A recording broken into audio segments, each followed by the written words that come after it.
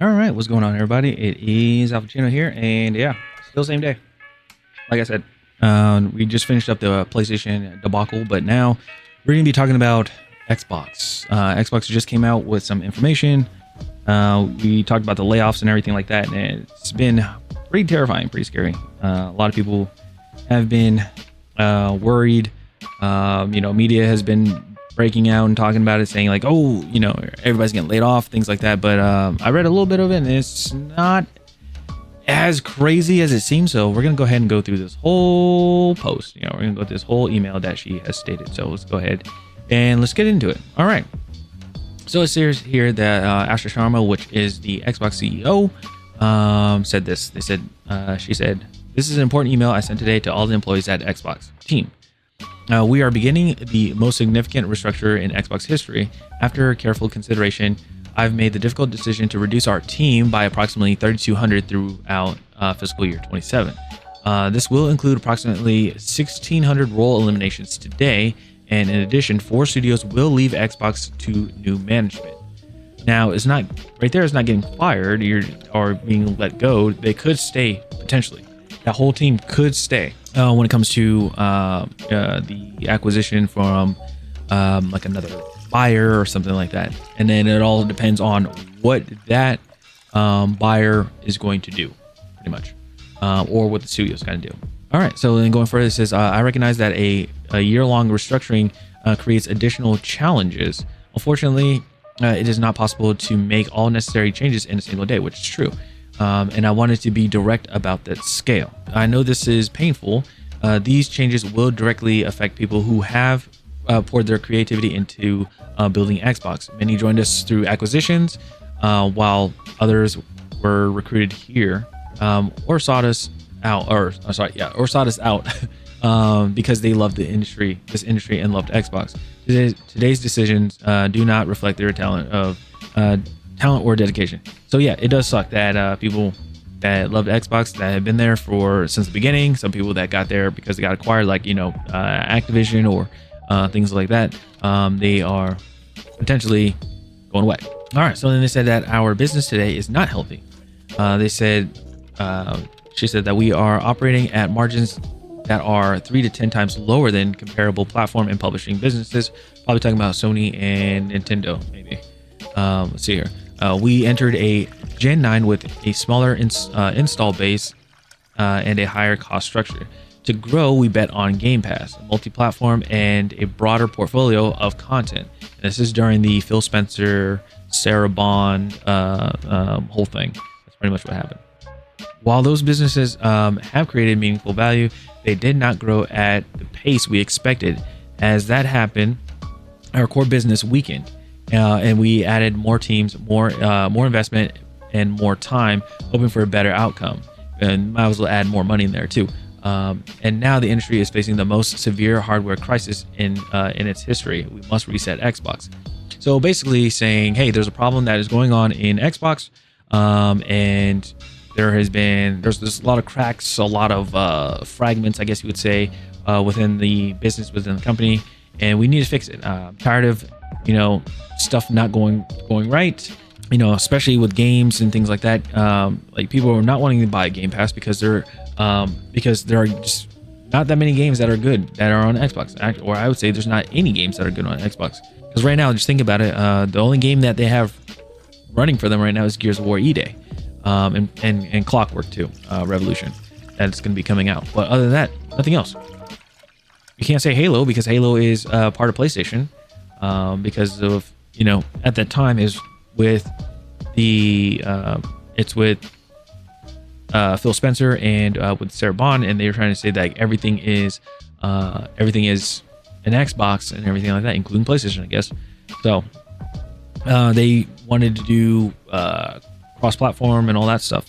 And you guys remember, Halo was a flagship of Xbox. That's what made Xbox. That's what made Xbox boom, pretty much, was Halo. And then after that, Halo 2, because that's when they really blew up, Xbox Live and online competitive gaming. On top of that, you had a really good ranking system, which revolutionized, ranked games for future titles and things like that. So that was also another thing. All these issues, and it needs to be fixed, because And I'm glad like seeing this that it's being addressed right now, because at some point it's gonna have to be addressed. Like, hey, let's just cut the bullshit. We got problems. We have a lot of studios. We have a lot of studios we're giving money to, and they're not coming out with great games. It takes longer than expected, and people are demanding, where are the games for Xbox? Some people are leaving Xbox to go to PlayStation. Some people are leaving to go to Steam. Some people are going to Nintendo, and they're like, I'm done with Xbox. Some people are selling their Xboxes, their hardware, things like that. Because another big question is, and I'm a huge Xbox fan. I will say that I'm an Xbox fan since the original Xbox. Yes, I did play PlayStation games. I do have a PlayStation. I have a PS4 and I have a PS2.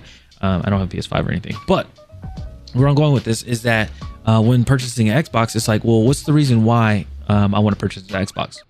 Like, what is the sole reason that I should buy an Xbox? If I sat in front of Sony and Microsoft right now, or PlayStation and Xbox, and I looked at them, they presented me with both consoles, and they said, hey, you should buy our console, or you should buy our console, and I only have enough to buy one console, right? The first thing I'm gonna ask, what is gonna make me want to buy this console? Like, sell this console to me. Why should I buy it? The first thing I'm gonna look at is their catalog of games, like the ones that are only for PlayStation, the ones only for Xbox. And we all know PlayStation, they really they destroy Xbox out of that one. So that's why a lot of people are going to PlayStation. And then the whole everything's an Xbox campaign, that really ruined the hardware sales as well, because people are like, well, screw that, I'm just gonna buy, if I need a Windows account, I can just do it on my computer, and I can just play the Xbox games via computer. You get the crazy amount of frames that you want. You get like the 200 plus frames, and you're not fixed to 60 or 120, things like that. So that's also another thing. All right, sorry. Keep going further. Let's see. First, we will reset our content portfolio. So mainly like the games, things like that. Since 2018, we have aggressively expanded our studio portfolio, while the number of games created each month across the industry now outpaces the last 10 years combined. We now find ourselves competing not only with the largest publishers, but also with smaller independent studios. It is neither impossible nor desirable to own every great independent studio. We have learned that we are not the best home for every type of studio. In a typical year, we lost 64 cents for every dollar we invested. That's crazy. As we reset Xbox, we will help independent creators succeed by providing open development tools and audiences to realize their vision. So what this reminds me right here, well, first of all, let me back up. So basically, 2018, everything, it was starting to grow and everything like that. But we already know what happened 2019, what happened 2020.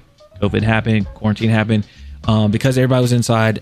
Media, just digital media, social media and things like that all blew up. Twitch blew up, YouTube blew up. I don't think Kick was a thing yet. I know Rumble was there, but Rumble was kind of an afterthought, that type of thing. But anyway, you know what I mean.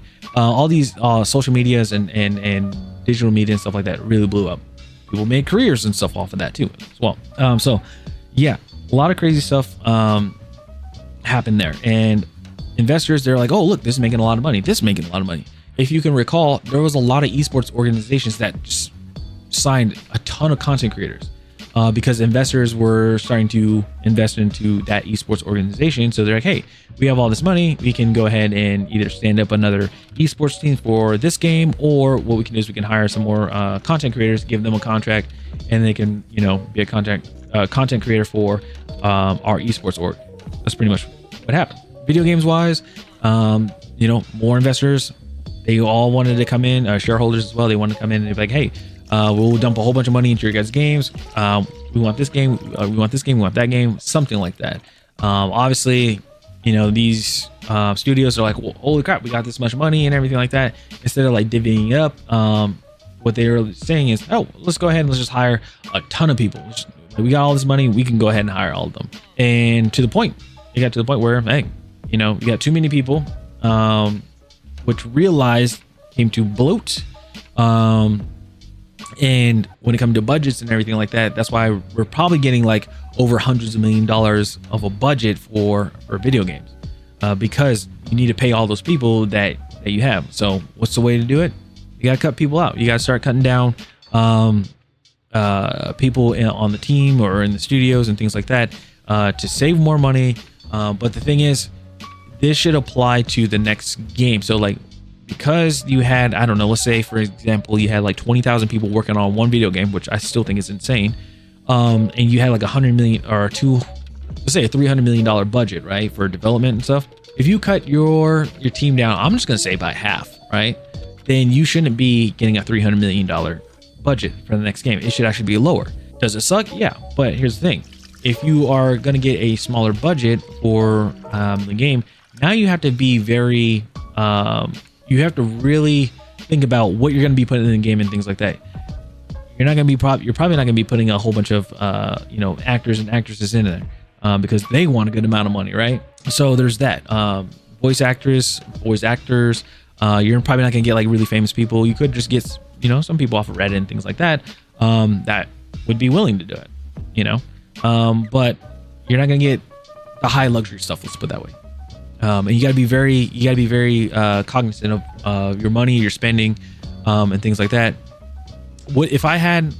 I'll put it this way: if I had a $100 million budget, right? I would try to spend for doing the developments and everything like that. I would try to spend $80 million to see where we're at, and then it's like if there are some changes that we have, then we still have the remaining 20 million. If we have to make something that's like a very drastic change, right? Or not drastic change, but if there has to be a fix to it, then hey, we got 20 million, things like that. But I'm not sure how their strategy is when it comes to making these games, because again, they get like they get like a $300 million budget or $400 million budget, right? And then when the game sells, they're already in the hole. Like once they accept that, they're already in the hole, and they need to make that money back. On top of that, they need to make profit if they want to keep the studio lights on. So if I was like, hey, $100 million, right? And it actually just took 80 million.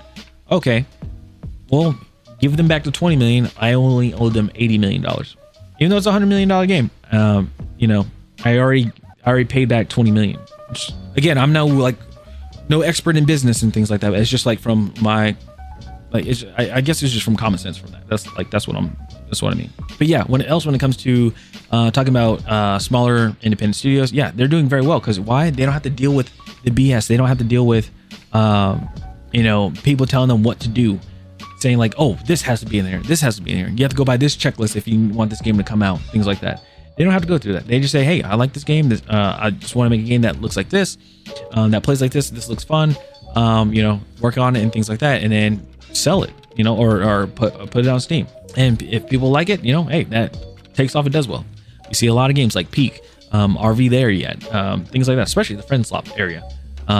People making a great amount of money because of the games that they make. And they don't have to deal with a whole bunch of red tape. They don't have to deal with the suits, things like that. That's what it is. So when it comes to the whole thing with Xbox and wanting to help creators succeed, providing open development tools that you see here in this section right here, I think what it is we're possibly going. It seems like we're going back to the route of Xbox Arcade. So it's indie creators and stuff like that. They'll probably get offered like, hey, you're making a game and things like that to offer the audience and everything, and to get more eyes on it. Would you like to be a part of Xbox, type of thing? Because that was another thing with Xbox Arcade. That's how we got, Hexic HD. That's how we got Castle Crashers. That's how we got Aegis Wing. The game was made by indie developers, and then it got published onto Xbox Arcade, and it did very well. Because nobody would have knew about Castle Crashers unless they had an Xbox 360 and played that game. Anyway, let's go forward. Keep going forward. Let's see. Compulsion Games and Double Fine Studios, or Double Fine Productions, will return to management and transition into independent studios with their IP catalog and runway for their next games. Ninja Theory and Undead Labs have entered terms to join new ownership with funding to complete and grow Senua and State of Decay 3, which is good. So nobody's getting left in dust. In France, Arcane's management is beginning required consultation with the Works Council to review potential strategic options. Okay, that's good. So I don't see a problem there. Now, again, these people should be able to maintain their jobs and everything. The thing is, they're just not part of the Xbox brand. They're still part of the studio, but not under the Xbox brand. So I think when it comes to the whole like getting laid off thing, I think it's just like, hey, there are just people that are no longer part of the Xbox brand. Now they're going to be they're still going to be Ninja Theory, Undead Labs, type of thing. But since they're independent, it's going to be Compulsion Games and Double Fine Productions. They are going to be independent, so it's like, okay, they're their own thing. Nobody should be getting laid off unless there's a bigger issue where they cannot be independent, or like they're just not bringing in money and they have to cut people. Then hey, that's on them. Ninja Theory and Undead Labs, they're going under different ownership. I'm not sure who yet, but at least they will be under their names, right? So they're just going away from Xbox. They're not getting completely laid off, if that makes sense. So they said we are also making reductions across other units, and in some cases shifting investment to focus on higher priority projects. These changes vary in size across Activision, Bethesda / ZeniMax, Blizzard, King, Mojang, and Xbox Game Studios. None of our first-party publicly announced games or projects are being canceled as part of these reductions. Okay, so these are going to be like, I guess, the forefront of Xbox. Okay, I don't see a problem with that. Let's see. In addition, Mojang and King will now report directly to me. These two studios have increasingly become platforms and are our largest bi-monthly active players. Yeah, because Mojang is Minecraft. I'm not sure what King is, but I know Mojang is Minecraft. So they bring critical geographic, demographic, and differentiation to Xbox. Second, all right, we will reset our platform. So I guess the brand as a whole. They said that we know that great technology gets better when it gets simpler, not bigger. So it's more of that whole like, if you are a goldfish in a bowl or in the glass, and then it becomes a bowl, and then it becomes a tank. You still want to be that same little goldfish. You still want that little area as things get bigger. You don't want to become a bigger fish, if that makes sense. Because then it's like, if for instance they had to downsize, you can't fit in, you went from a tank back to a bowl, and you're a big fish, you can't fit in that bowl. Well, that's it. Today, in some parts of the company, work passes through as many as 14 layers of management, which I think is still insane. This is where I talk about the whole leadership thing, and things get misconstrued and gets lost, and then things just go downhill. So our platform teams are 40% larger than they were at the start of this generation, even as our player base and playtime have declined. They said that the complexity has slowed decisions, blurred accountability, and made it harder to deliver for players. As we reset Xbox, we will simplify. Yeah, so you have too many people, too many bigwigs that are in the space that are just clashing, bumping heads. They're saying like, oh, this would work for a game. Oh no, this works for the game. No, I have a better idea for this game. No, I have a better idea for this game. The best way I can give an example for this is when I was in college. In college for game design, the last 4 months we had to do was something called Capstone. And Capstone, what we had to do is you had to make, it's like a culminating event. I guess you would say it's kind of like like finals. Let's put it that way. You take everything that you learn from your game design program, and you have to build a video game. Basically from going all the way from the game design document, the sheet of paper, all the way to publishing it onto either Steam or onto itch.io. And you have to make a trailer and things like that. While you're doing that, so you had to think of your core design, your main mechanic, your design pillars, and then build up on that.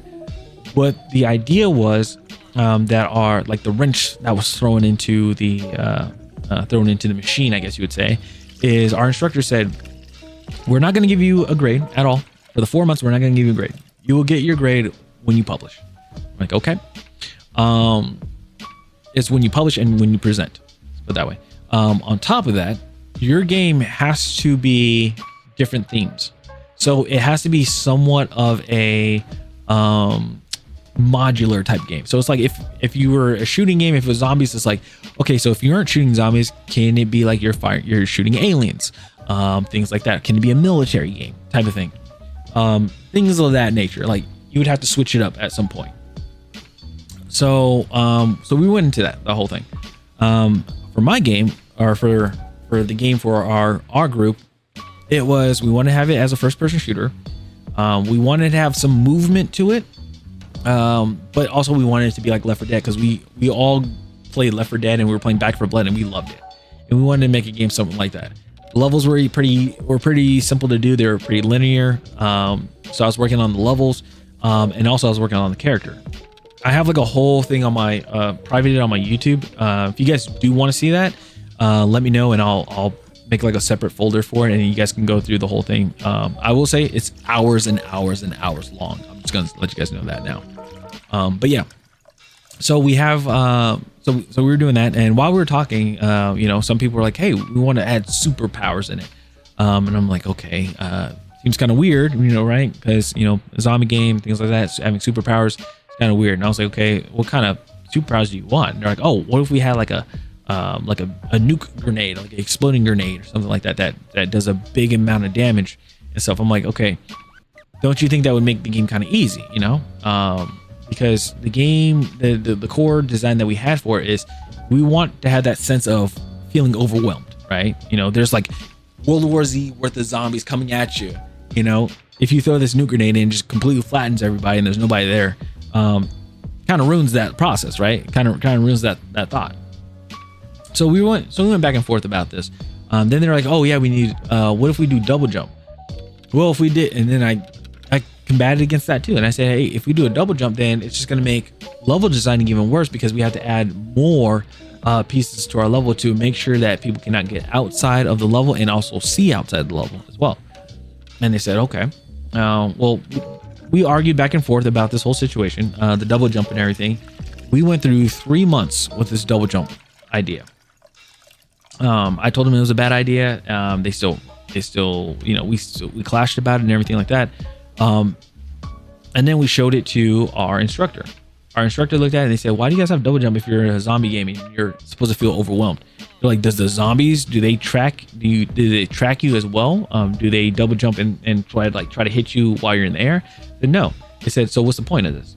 And I said, I looked at my my classmate and I said, yeah, why did I just give him a look? I'm like, yeah, what does that have to do? I said the same thing months ago.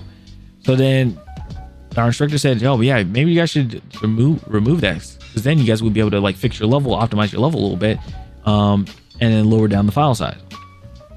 And they said, okay. And I didn't say anything. I just left it at that. That's it. So moral of the story is, when you have a game, you're working on a game and you have ideas and stuff, if the more players, the more developers you have, the more likely you're going to have a clash, possibly a fallout with that group. And it's going to make it even more, it's going to cost more time. It's going to make it more difficult to make that said game, because people are going to play, or people are going to make the game that they do not agree with. And the quality is not going to be that great. For example, an opposite for that example, Claire Sphere Expedition 33. The overall like game designer, director of the game said, hey, I really like Final Fantasy. I love Final Fantasy 8. I love the turn-based style and things like that. I want to make a game like that. When he was recruiting people, he told people the idea of the game. And everybody with that, everybody that heard about it and everything that got hired, they liked the idea of the game too. They're like, oh yeah, I'm with that. So they are all on the same path, on the same wavelength of making this said game. And that's why the game did so well. You can tell when games just don't make sense when you play them, you can tell there was some sort of clash where like one team didn't actually like this when one team did. Like, the the game looked beautiful, but the game played like crap. Functionality was terrible, or the game functioned really well, but then the game looks like crap. And it's like, okay, so where's the disconnect between them? Between the level designers or the systems designers or the environmental artists or even the prop artists. Like, where was the disconnect between that? Or even with the technical artists, like, where's the issue with that? Like, where did the disconnect happen? So people need to be on the same page. They need to. Anyway, let's go further. They said we will reduce management layers to no more than 5. Okay. And where possible 3, which is good. We will deliver success through a flatter organization that is built around makers, individual contributors, focus on building player coaches, leaders who remain deeply involved in the work while developing their teams. So they're going to have more hands-on stuff. They're not just going to tell people what to do and then just go F off somewhere. That's what I'm guessing. And directly responsible individuals, DRIs, who own key decisions and outcomes. And we will streamline how we work across our tools with a cleaner code base, shared services, and 50% reduced vendor spend. I'm not sure about the last part of the vendor spend, but when it comes to having this leadership reduced, that's good, because a lot of them do get bonuses. They pay themselves a bigger bonus. Some of them pocket the money, things like that, which I still think is a terrible thing to do. This is why people are getting laid off, and they're like, oh, like, even though people got laid off, they're like, our studio has hit record profits and things like that. It's like, but you laid off people, so obviously you saved a lot of money, of course, because you laid off people. But just imagine the people that in those leadership roles that didn't get that bonus. They were like, hey, you guys are, because the game did crappy, you guys are denied the bonus. We're still paying these developers and things like that in order to keep their jobs. It would be a rare thing. It'd be a rare W. Yeah, it'd be a rare win for them, because people get to keep their jobs for once. But that leadership would be upset because they're like, oh, well, I can't buy this new car, this new house, this new boat, things like that, which I think is so stupid. Anyway, third, we are resetting how we operate. So they said, as Xbox grew our headcount, we become more fragmented. Again, breaking it up. Teams, studios, and functions often operate independently, and it became harder to work towards a shared goal, make the right trade-offs, and get things done. Yeah, that is true. They didn't really have anything of what makes this game like an actual Xbox game and things like that. Back then, when it came to like Xbox 360 and PlayStation 3, I believe, it was a different story, because PlayStation, we know, is story narrative driven single player experiences, which is amazing. All the Metal Gear Solid games, you have Final Fantasy games, things like that. Like, they killed it. Like, PlayStation killed it. They were like a profession. They were like they were an expert in that section. And then Xbox, they were more of a multiplayer, either LAN, couch co-op, or even online. And that was what really stood up Xbox a lot. And then Nintendo, their party games, their family party games type of thing like that. They're in their own realm. So they had that, but then later on, stuff started to clash, and now, you got Xbox. It looked like Xbox was still like somewhat making multiplayer games and things like that, which was fine. PlayStation wanted to get a part of that, so then that's when they started making their multiplayer games and things as well. So yeah, and then things just got pretty wild. Anyway, for the first time, we are establishing a chief operating officer, a CEO, an end-to-end PL responsibility across content, hardware, platform, and services. Helen Chang, I believe is the last name. I apologize if I completely butchered that. Has been promoted to this role and will report directly to me. Over nearly 2 decades at Xbox, Helen has helped build some of our most important businesses, from Xbox Live to leading Mojang and the Minecraft franchise. 2 big things. That is like 2 of the biggest things for Xbox. She will bring our businesses together under one operating model, making sure we make clear investment decisions, learn from our successes and failures, and hold ourselves accountable for results. One thing is, I hope that she like. I hope it's just with Xbox in general. Hope that they listen to the fan base. Like, you have Asha Sharma right here already on Twitter, talking about this and what's going on with Xbox and things like that. And they're like, your fan base is here, your player base is here, your your consumers here. Like, hear them out. Do some poll. Like, if she does a poll about games and things like that, yeah, that'd be a great start. That's a great start for Xbox, type of thing. Anyway, then she thanks more people. Like, thank you, David McCarthy, who is retiring after 17 years with Xbox. Dave has played a defining role in building the platform that millions of players rely on every day, and has been a trusted partner through many of the biggest moments in Xbox's history. We wish him all the best.